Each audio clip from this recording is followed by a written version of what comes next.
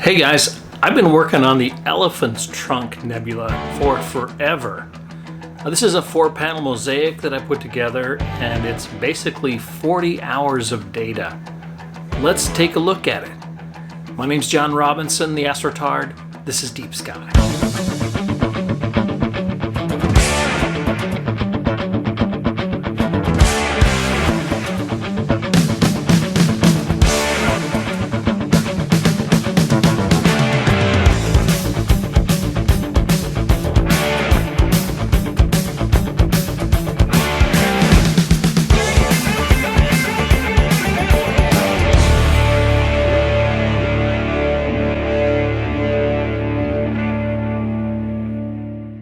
Okay, so here's my Elephant Trunk Nebula story. You know already, maybe you've seen the video, that I thought maybe I saw a supernova. It turned out to be just a figment of my imagination or a camera artifact, in fact. So, but that was sort of an interesting side note. I've been shooting this is my very first, I'd say, full-on project with the updated filters. I'm using 3 nanometer Astrodon, H-alpha, oxygen, and sulfur. And this is my first project to really use those. I'm quite impressed with the Astrodon. In my previous reviews, I kind of gave you a hint about what to expect, but what I see is that I see a lot more nebulosity and a lot less stars. My stars are smaller, and especially when it comes to the oxygen, I don't see the halo problem that's usually there with oxygen narrowband filters. And the sulfur is cleaner as well, and the hydrogen is spectacular. So here it is. This is my Elephant Trunk IC1396 40-hour data 4-panel mosaic.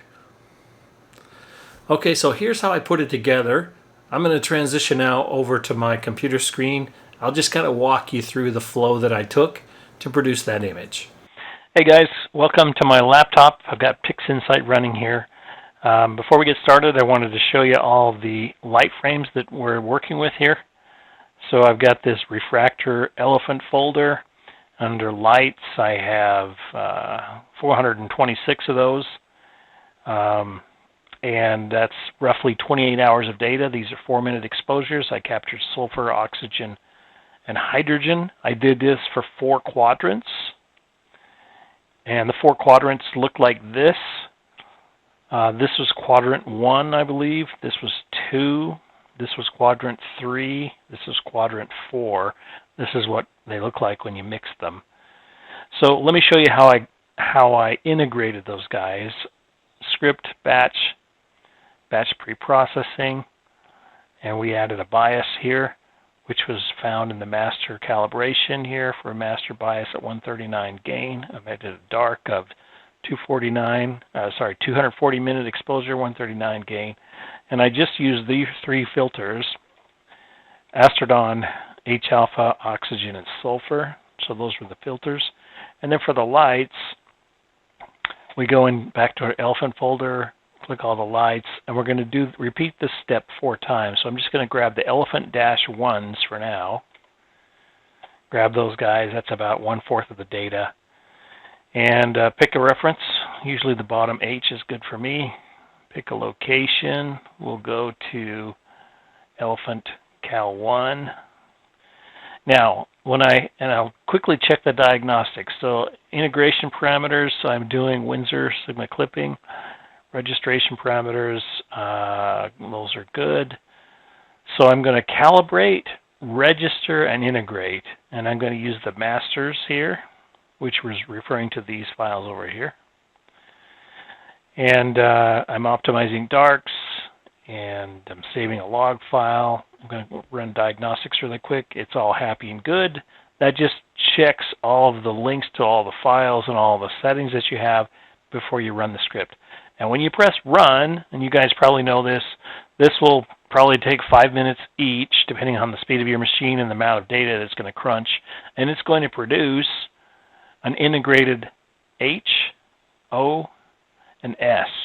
And I've already done all that, so I'm not going to run the script and waste your time. But here's what it looks like. Here's the integrated H for quadrant 1. Here's O, oxygen, and here's sulfur. So that's the quadrant 1. Similarly for quadrant 2, they're kind of oriented upside down because I had to do a meridian flip when I was capturing this section.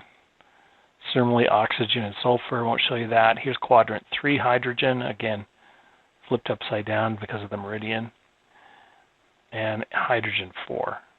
Okay, so what we're going to do from here now is integrate the H's, the O's, and the S's. So I'm going to take H1, H2, H3, and H4, and I have to do something called WSC coordinate offsets. Now for me, I already have a reference file. There's 2 ways to do this next step. Essentially what you want to do in this next step is convert these files into its quadrant position so that when you're done, H1 is going to look like this. You're basically going to move that over to the quadrant where it belongs. Okay? And the way you do that, there's 2 ways to do that. You can either monkey with the WSC headers, and I have a video on how to do that already. Check out my 4-panel Mosaic video. Or if you can start with a reference file that has pretty much all of the information that you need in one picture already, you could use the star align tool. You can say, okay, I'm going to start with this reference file. And I'm going to apply that to this H. And when I do that, it's going to go ahead and find where all those stars line up with the stars that are in here. In fact, we know that H1 belongs, I think we said it was down here. Stretch that guy. Okay, so there, it found its position, just like I showed you. So essentially that's what we're going to do here with this step. So the 2 ways again, WSC coordinates, or you could use star alignment. Okay, close that. Okay, we're going to do that for each of our H's now. For H1, H2, H3, and H4, I'm going to use my reference image to create an H1, an H2, H3, and H4, all in the right quadrant location. Once I've done that, I'll do the same thing for all the oxygens and sulfurs. Once I've done that, then you use this little script, or sorry, this process, image, integration, gradient merge, mosaic. In this case, you have to add files because it doesn't allow you to add the view. So you go out there and you find your files. In my case, the name of the file was, let's see, details. We do H1, H2, H3, H4, the registered files. Again, I have a video on how to do this. As soon as you click that OK button right there, that Apply Global button, it will create this. So that's now all those different coordinates merged into one file. Into one, I guess I'll say. So here's H. We do the same thing on O. And you can see some effects of the merge here. You can see the panel up above doesn't match the panel below, and even down in here in the middle. So we're going to have to clean that up manually. I'll show you how to do that. And then here's the S. So we have SHO. And once we have SHO, then I can run a pixel math script, SHO. So S in red, H in green, O in blue. That is essentially the Hubble palette, at least the beginnings of it. So when I run that, it's going to take these 3 files here, H, O, and S, and it will produce this image here, just like that. Now this is pretty green. It's also got a lot of background noise, so we're going to do an automatic background extraction on there. We're also going to use SCNR to remove some of the green. You'll also notice that some of the stars there are sort of a pink color. So we're going to solve that by inverting the image and applying SCNR on that. Okay, so then here is the automatic background extraction. You can see it took out a lot of that red, which is good. So we'll get rid of that. So this is our ABE version of the SHO. And then we're going to run an SCNR on that to get rid of the green. And And this is quite a big file because it's got 4 altogether. And then finally, to get rid of those pink stars in there, they're kind of pink, just do an image. Where's my invert? Right there. And then you see how when you invert it, they become green. You have to apply the SCNR again. And that takes them back to more of a white or an amber color. So now we invert this back.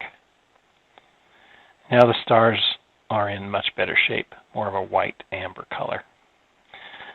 Okay, that is your starting point. And I renamed that SHO. And I've already done that, so it looks like this right there. Here's my SHO, and I guess I did this. This is before I did the SCNR on it.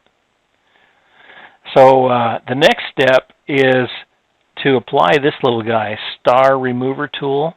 This guy takes a long time to run, especially on a big file like this. So you just drag this guy over to there, and when you're done, he's going to produce something I call nebula. So it's basically the same thing with all the stars removed, right? And then the way you get the stars is you invert SHO, and then you add that to the neb. So SHO plus neb will give you the stars. SHO plus neb for each of the channels, red, green, and blue. When you apply that, you're going to get a star. I think I've shown you this in other videos. Then you invert that, and there you go. Those are your stars. And we'll rename that to be stars. And we'll undo that guy. Okay, so what you have now are the neb file and the stars file. I like to remove the stars at this point because before I do any curve stretching on the nebulosity, it's much better to do this with the stars out of it. Now, the other thing you'll notice when you remove the stars, you're going to have some residual effects like this. This happens to be a very bright star. So we can just clean that up really quick with Clone Stamp. I'm going to use a size 100 because I know it works. So just grab that guy over there and just plop him down, clean him up a little bit. Boom. And that'll apply that to all the RG and B channels. But it looks better like that. Okay, so there's our neb file. From this, we're going to create a loom. So I'm going to image extract lightness on that, and when I do that, it produces this loom file here. Oh, I guess I did that with the stars in it. So let's do it again without the stars. Image extract lightness. Okay.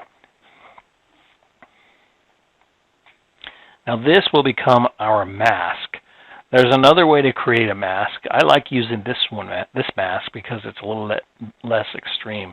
Another way to do it is to use range select to create a mask.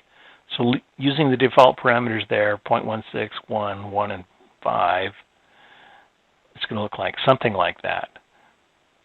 So 5 has to do with getting rid of some of the detail and just kind of making it smooth. This could also be a mask. Either way, what you're going to do with the mask is apply it like this to the neb.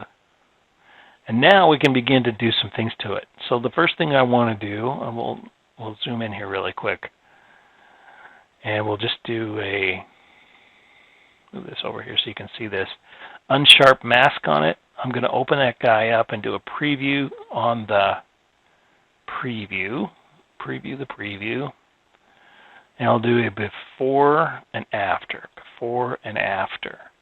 And what that does is just kind of sharpens it up a little bit.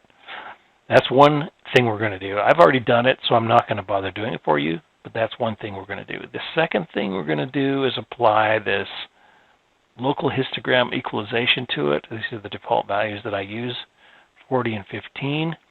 This is what it'll look like before, this is after. And it just kind of gives this little halo and contrast between the nebula changes. And I kind of like it. It just brings out a little bit more detail. I like that. And I've already done that, so again, I won't apply it, but I'm just kind of showing you how I do that. And so we'll go ahead and remove that now, delete the preview. The other thing I did was I went into script, Utilities, Dark Structure Enhance, clicked OK on that. And what that does is pulls out the dark in these regions here that you can see.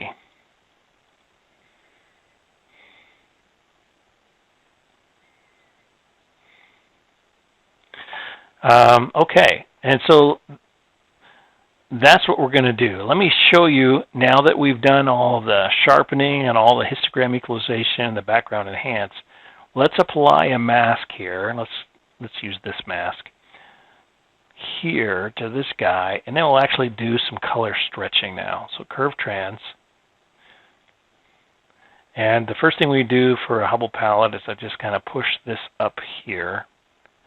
I learned this technique from another online friend, Chuck Iobi, I think his name is. I don't remember his last name, but he's in Detroit. Most of you know Chuck. He's a very good educator online and has a good YouTube channel. So this is a cool technique to stretch and get some of those color details out there. That's a little bit too fruity, maybe, a little bit too colorful. But the other thing you can do once you've done that is do the invert as well. So invert that guy, curve trans, and this time I'm focused on the dark structures. And so I'm going to start with the Loom channel and just darken him up and make him brighter like that, just to show more contrast in there. And again, I'll probably push up the saturation and push up the C a little bit. Yeah, now I don't like monkeying with the H because that really skews your colors, especially when you're trying to do a Hubble palette. It can produce some weird behavior like that. So I really don't use H much. Mostly I just do L, C, and S. Occasionally I will do the A and B. Let me show you what that does. So we set an A here close to the center. And basically what I'm going to do is stretch those, I guess I'll call them clouds or nebula areas. So it's basically making a decision or between, in this case, it's red and green that you're oscillating between. And I want to get a good match between red and green. I'll do the same thing here on blue and yellow.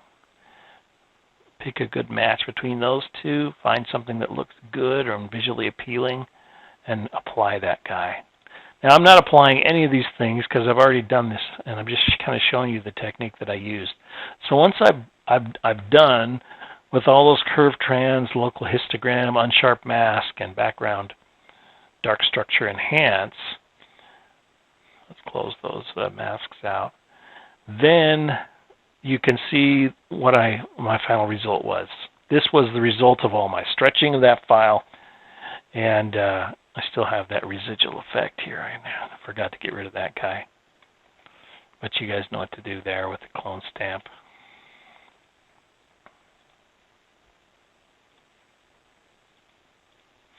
Yeah, and so this is a bit menacing, maybe a bit too dark, so I'll show you what I did to clean that up. But basically, this was the result of all my stretching. I feel like I got a good red beachy color here, or a tan color, combined with a blue, a dark blue. Now, I really should run another SCNR on this because there's a little bit too much green, but I hate to take out all the green. So I sort of like the blue mixed with the green and then sort of the beachy color. So for the Hubble palette, I'm trying to produce some sort of a beach colored sand against a blue colored ocean, sort of a color like that. And there's lots of references you can go out there and look to see how much you could push and pull on that. I just do this visually for whatever's appealing. What I did from here was I saved the file off in JPEG, and then I went into GIMP, a free software utility. And I read it's a little bit more stretching, and a little bit more tweaking, a little bit more noise correction. And I came up with this file. Again, I got that stupid little thing there. I forgot to clean that up. So that's the result after GIMP. And this is the result after I added the stars to it. So this is with the stars added back in. And the way I did that, the way you add the stars back in, you just go up here to Pixel Math, and you'd say, for example, neb_GIMP plus stars. This is how you add the stars back in, just like that. voila, produces that guy. So I ended up with this guy here, and it looks like I tuned down the green a bit. It's a little bit more blue to it. Still kind of dark. And then from there, I realized that I have a problem. You can see here a line between the quadrants. See, there's a red line here where the quadrants don't match up. Also, there's a blue line in here where the quadrants don't match up. So the way I fixed that, let me show you that. I just did a color extraction here. I did extracting the RGBs. And you can see it much easier this way. You can see the blue has got that crisscross pattern in here from where you merge the quadrants. The green is pretty clean because the hydrogen was very strong. And the red, which is the sulfur, has this band right there. So the way I cleaned this up was I kind of went in here with clone stamp. And I just, a little bit at a time, just clean this guy up. And this is how rudimentary it was. Grab it and just rub that across like that. Grab it and just rub that across like that. So I'm just kind of merging and blending in that dark, getting rid of that line. And I did that all the way across and all the way up and down. And I'm not going to finish that. But when I did, let me show you the result of that. So you do that for all of the subs here. And after you clean them up and mix them back together, here's what they look like. And this is the one I had them with the stars. So then here's what the sulfur would look like, which is the red. You can see I've cleaned it up quite a bit in here. It looks really good. And you can see also I didn't touch the hydrogen much. I just left that one alone. Here's the oxygen, which is also the blue. I got rid of that line in there. I still have a little bit of a vertical line going on here. But those are the results of my fixes after extracting these files. Then, once I'm done there, I mix those back together. You know, I just do another pixel math, and I do, this is my red, that's my green, that's my blue, and boom, this is my final image. So that color, you'll probably notice, is a bit different from this. That's because I took the green out. I probably did another quick SCNR on this guy. I also lightened it up a little bit because it just felt too dark and too menacing. So I started with this, I lightened it up, and then of course I did all this with some cleaner subs when I went into the subs individually and cleaned them up and produced this, right? Okay, and so that was my final image. So maybe a little bit too much green in there, but I kind of like how this turned out. There's one more step that I could take from here. I could extract another channel here, a lightness channel, and I could apply a script to lighten that up a little bit more if I wanted to. But I'm pretty happy with it. But anyway, the way you would do that is you'd go to Script, Multi-Channel, LRBB, and for the frame gray, I'm going to use Final_L. For the RGB, I'll choose Final, which is a color image. And I'll let that guy run, and when you do that, it'll produce sort of a lighter version of that. And also, that technique can be used. You can sharpen this guy up and take out some noise and apply, stretch this guy a little bit so that you're really happy with your loom channel. And once you're happy with that, then go ahead and run that script that I showed you right there. Anyway, this was my final result, and I'm sticking with it. So, it's been pulled and stretched and mixed, and it's gone through its paces. But I think I'm pretty happy with it. I really like how the blue came out and how the sand color came out and the dark red showing up. A little bit of the green and the menacing dark areas up here. And we got this hole up here in the middle. I really like this nebula here. The other cool thing that I like is that the Astrodon filters, you see the size of the stars are quite small compared to the nebula, which is pretty cool. And if you're not real happy with that, here's a quick tip for you. So come into the stars here. You go Process, Morphological Transformation, and you could make the stars a little bit bigger, dilating them. So I've got this set to 7 elements. So what I did, I started with 5 elements and made it sort of this shape here, and then what was in that shape I moved to 7 so that it inherited that shape like that, and then I just drag this over there. What that's going to do is just make the stars just slightly bigger so that when you add those stars back in using pixel math, they'll be just slightly larger. So let's just kind of see how that looks. So we'll do neb underscore gimp plus stars.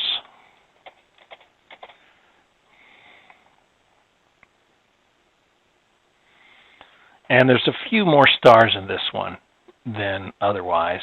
So let me just revert back and I'll show you the result with the fewer stars. So this is the default Astrodon star list stars, and here's the one with the more stars in it. So you guys can make your own mind up. I usually tend to go for the fewer stars so that you kind of show off the nebulosity.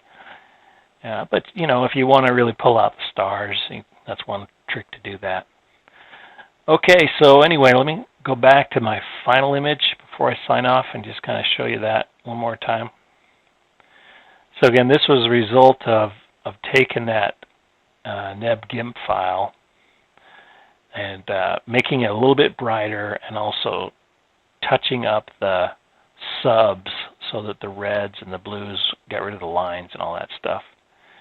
So I'm pretty happy with it. I like how this turned out, and I did have one halo left over, which is that center section here. Still have a little bit of a halo left over from the Astrodon, but for the most part the halos are gone. Well, I really like that. So what do you guys think? This is it. This is my elephant's trunk. I should mention that at the beginning of the video I called this a 40-hour exposure, but in the middle of the video you heard me say 28. So the truth is it's a work in progress. I plan to get to 40. I'm not quite there yet, but I will be. Anyway, that's it. Thanks for watching. Leave some comments, hit subscribe button, and we'll see you again next time. Thanks for watching. Bye.